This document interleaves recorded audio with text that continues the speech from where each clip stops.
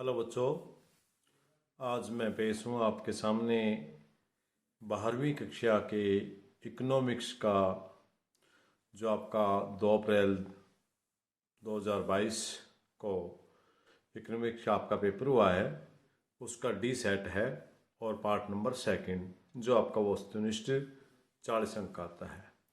तो आपके क्वेश्चन आपको देख सकें कि ठीक हैं, तो उसके लिए मैं आपको सोल्यूशन लेकर आया हूँ। तो आप कोशिश करेंगे हम सरल हल करने का। चलते हैं ये आपका देखिए कोड डी है और ये पार्ट 2 है। तो डी जिन बच्चों का डी कोड आया था वो बच्चे अपने प्रश्नों के उत्तर का मिलान कर सकते हैं। तो हम सबसे पहले चलते हैं प्रश्न नंबर 1 पर।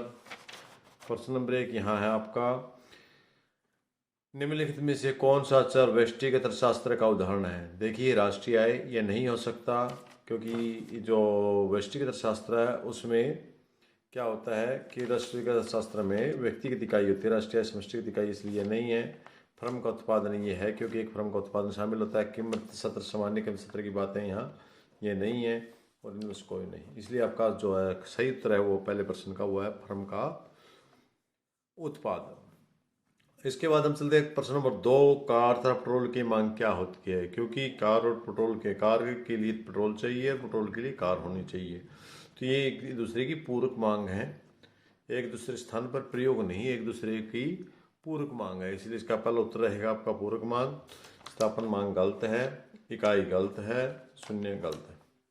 प्रश्न नंबर 3, इसके बाद चलते हैं हम प्रश्न नंबर 3। प्रश्न नंबर 3 आपका क्या है, जब हम प्रतिशत परिवर्तन, यहाँ पहले है जब मांग में प्रतिशत परिवर्तन कीमत में प्रतिशत परिवर्तन से अधिक होता है। कौन सा अधिक है, ये अधिक होता है। जो मांग में प्रतिशत परिवर्तन है ये कीमत में परिवर्तन से अधिक होता है, तो कौन सी मांग होती है। तो बच्चों ये लॉसदारी का लॉस होती है। आप एक डायग्राम के जरिए भी इसको सीख सकते हैं। देखिए आपका डायग्राम है, यह मान लिया हमारी इस कीमत पर ये मांग है। अब ये कहते हैं जब कीमत में प्रतिशत परिवर्तन, कीमत में इतना प्रतिशत परिवर्तन हुआ और मांग में कीमत में परिवर्तन से अधिक किसका, मांग का, मांग की कीमत का प्रतिशत परिवर्तन है, ये आपका मांग का प्रतिशत परिवर्तन है। तो देखिए आपका मांग होकर इस प्रकार का हुआ, आपका मांग होकर इसको हम कहेंगे इकाई से अधिक कहेंगे। ये राष्ट्रीय वो इकाई से अधिक है, जो इकाई से अधिक को हम लॉसदार भी कहते हैं। ये इकाई लॉसदार नहीं होगा, आपका पूर्णतः बेलौसदार नहीं होगा, पूर्णतः लॉसदार भी नहीं होगा। इसके बाद चलते हैं प्रश्न नंबर 4। ये हमने पिछले कोड में भी किया था, न तो उधर नहीं होता, क्यों कि ये हमारा जो मैं इसका डायग्राम इस प्रकार का होता है, ये जो आपका तटस्थ वक्र आईसी वक्र इस प्रकार का होता है, ये ओ की तरफ होता है, तो इसकी जो इस टाइप में होता है वो यू कार का होता है, यू की तरफ होता है, तो इसे हम उन्नतोदर कहते हैं यू से। यदि आपका इस टाइप का होता है, मैंने पहले बताया था, ये नमन करता है, ये नतोदर होता है, तो नतोदर है तो इस टाइप का होगा हमारा आईसी, ये संभावना वक्र होता है नतोदर। तो आपको ये क्लियर हो गया होगा कि ये हमारा नतोदर है, सीधी रेखा नहीं है, कोई भी नहीं, गलत है और ये भी गलत है। छात्र इसके बाद चलते प्रश्न नंबर 5, जब सीमांत उत्पादन शून्य होता है तो कुल उत्पादन क्या होता है। जब सीमांत उत्पादन शून्य होता है, आप एक डायग्राम के जरिए इसको समझ सकते हैं। डायग्राम बनाइए। आपका पहले उत्पादन यूँ होकर के यूँ चल जाता है, ये आपका टीपी कुल उत्पादन, और इसी के नीचे आप बना लीजिए एक आपका उत्पादन, दूसरा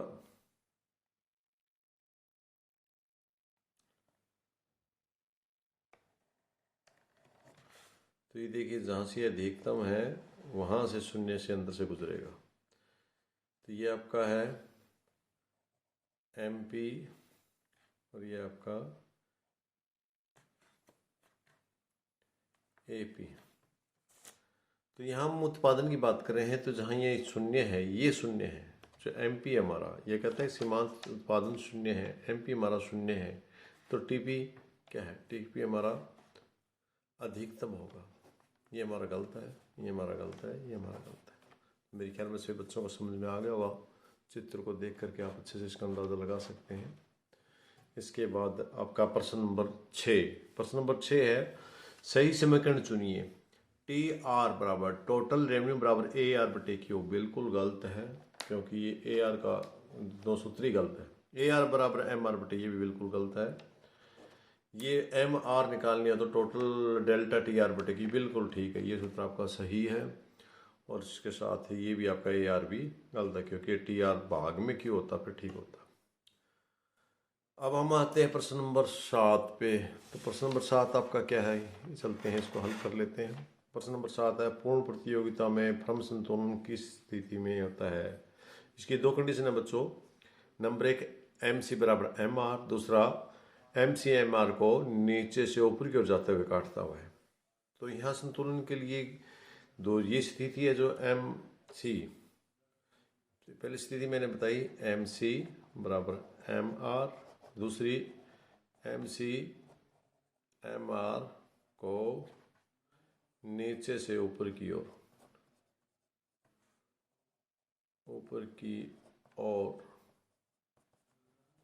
काटता है। तो ये आपने बताना था। तो ये दूसरी कंडीशन तो नहीं है, पहली कंडीशन हमारी यहाँ है, इसलिए सही है। ये गलत है क्योंकि यहाँ टी आर है, यहाँ एम सी है। ये दूसरा भी आपका गलत है, यहाँ टी सी आ गया, ये भी गलत है। और ये तो हो ही नहीं सकता इसका, ये इसकी कोई कंडीशन शर्त नहीं है। तो ये 7वां क्वेश्चन था, मेरे ख्याल में अच्छे से समझ में आया होगा आपको। अब हम बात करते हैं प्रश्न नंबर 8 की। 8वां है, पूर्ति वक्र होता है। तो पूर्ति वक्र को आप समझने के लिए डायग्राम बना लेते हैं हम। ये आपका है, कहता है कि वो पूर्ति वक्र किस प्रकार का, इस प्रकार का होता है आपका पूर्ति वक्र।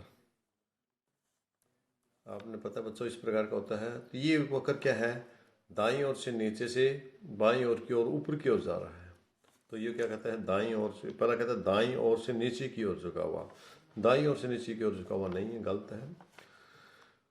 ओ एक्स के समांतर गलत है। ओ ऊपर दाईं ओर ऊपर की ओर से झुका हुआ, दाईं ओर है। ये दाईं ओर, ये बाईं ओर था, ये दाईं ओर है। दाईं ओर, जो दाईं ओर का जो हिस्सा है इसका वो ऊपर की ओर है। दाईं ओर का जो इस वक्र का हिस्सा है वो ऊपर की ओर है, झुका हुआ। तो इसका मतलब ये सही है हमारा, ये हमारा गलत है। मेरे ख्याल में सभी बच्चों को समझ में आया होगा। बच्चों मैं पेपर के साथ साथ सरल करा रहा हूँ आपको, जो आपके लिए हेल्पफुल रहेगा। आगे निम्नलिखित में से कौन सा समष्टि तत्व नहीं है।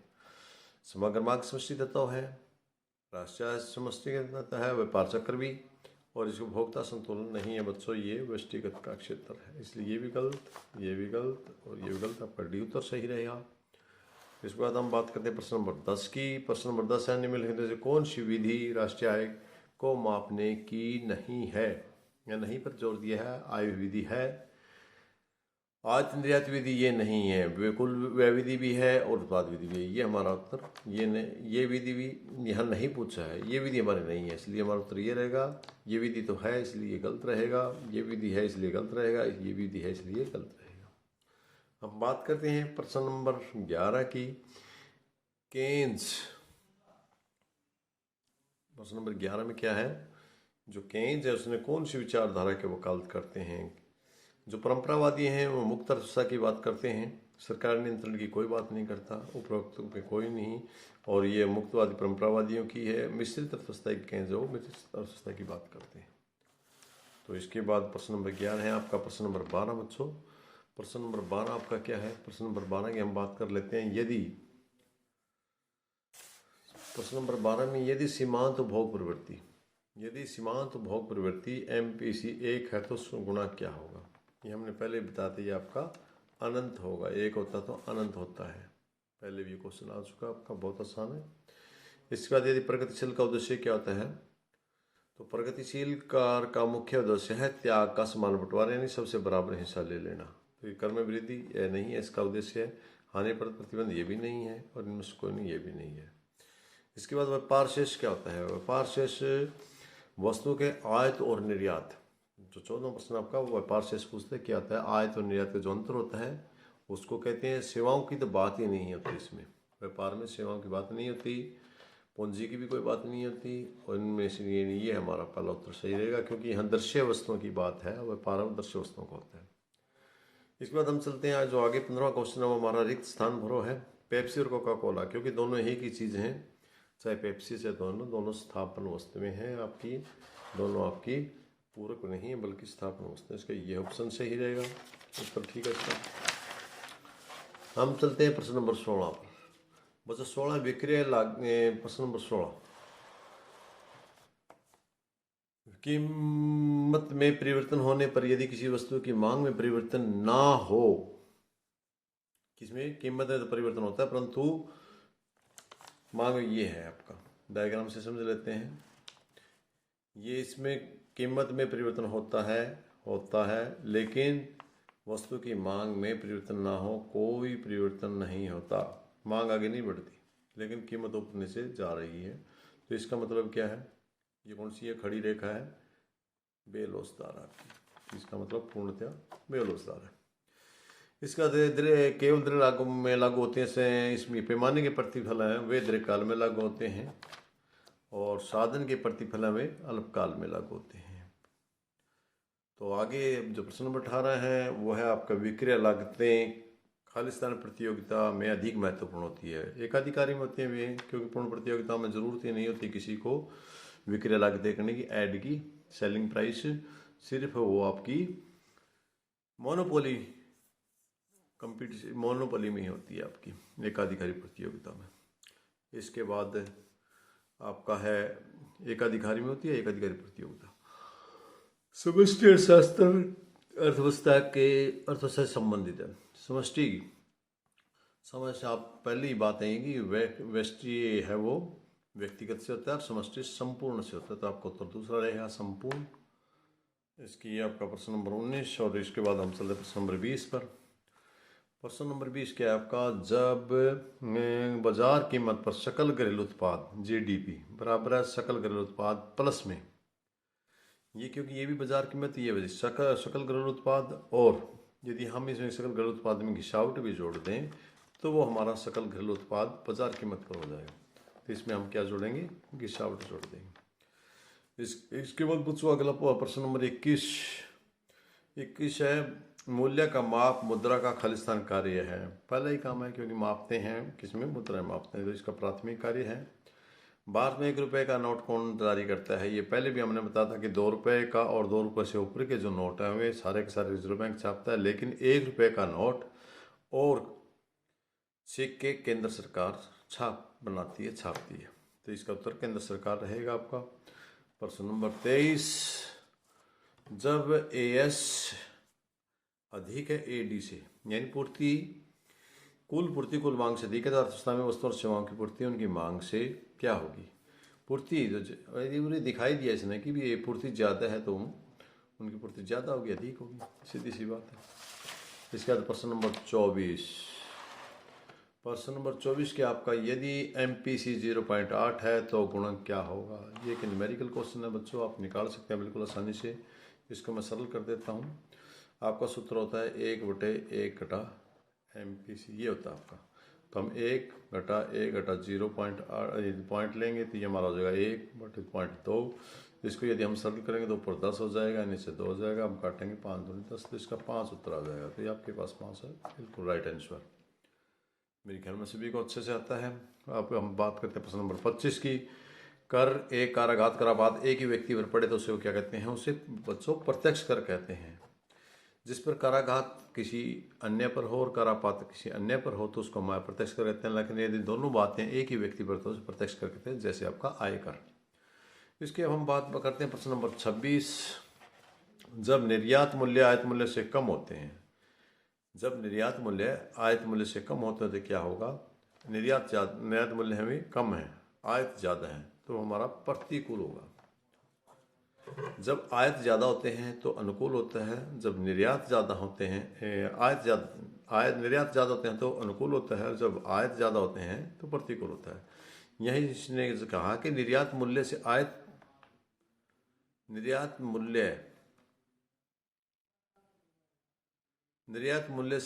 मूल्य कम है, मंगवाते कम का है, भेजते ज़्यादा हैं, तो अनुकूल होगा। गलत है, ये अनुकूल होगा आपका। क्योंकि यह देखिए थोड़ा सा समझने वाली बात, जो आयत मूल्य हैं उनसे आयत मूल्य कम होते हैं। आयत मूल्य कम है, निर्यात ज़्यादा है। निर्यात ज़्यादा है तो इसका मतलब हमने ज़्यादा भेजा, वो हमारा अनुकूल है। इसके बाद आप प्रश्न नंबर 27 की बात करें। यहाँ हमने सही और गलत बताना है। 27 में आपने बताना है कि मांग का नियम सार्वभौमिक है, परंतु यह कुछ धारणाओं में लागू नहीं होता। तो हम कुछ मान्यताओं को लेकर ही मांग के नियम की व्याख्या करते हैं, इसलिए आपका ट्रू है। अब इसको ट्रू लिखेंगे, TRUE। इसका बजट रेखा सम उत्पाद रेखा नहीं बच्चों, बजट रेखा को कीमत रेखा तो कह सकते हैं लेकिन सम उत्पाद रेखा नहीं कह सकते, इसलिए आपका ये फाल्स है बिल्कुल। इसके बाद पूर्ति और स्टॉक में कोई परिवर्तन नहीं होता, बिल्कुल होता है परिवर्तन। पूर्ति अलग चीज़ है, स्टॉक अलग है, इसलिए ये भी आपका फाल्स है। औसत प्रश्न नंबर 30 है, वो आपका है औसत आय वक्र भी कहलाता है, बिल्कुल ठीक है, ये ट्रू है। क्योंकि हम जो हमारा औसत आय वक्र है उसको मांग वक्र भी कहते हैं, प्रति इकाई उसको बोल देते हैं। जो जिन वस्तुओं के विभिन्न उपयोग होते हैं उनकी लोचदार होती है, बिल्कुल होती है। जैसे दूध है, ज़्यादा चना है, जिसके ज़्यादा प्रयोग होंगे तो उसकी लोचदार हो जाएगी, ट्रू रहेगा इसका भी आपका। साधन लागत पर GDP, जो अगला प्रश्न आपका प्रश्न नंबर 32, साधन लागत पर GDP बराबर है साधन लागत पर, दोनों साधन लागत पर GDP और NDP घटा गिरावट। ये तो आपका फाल्स हो गया, क्योंकि यदि हमने GDP के बराबर करना तो इसमें ये प्लस करना चाहिए था, लेकिन यहाँ प्लस की बजाय माइनस दे दिया है, इसलिए हम इसको फाल्स कहेंगे। इसके बाद चलते हैं हम प्रश्न नंबर 33 पर। प्रश्न नंबर 33, मुद्रा में केवल करेंसी नोट शामिल की जाता है, बिल्कुल गलत है बच्चों। मुद्रा में मांग जमा भी शामिल की जाती है, इसलिए ये फाल्स है आपका। परम्परागत के अनुसार बचत का फलन है, ये भी फाल्स है आपका बच्चों।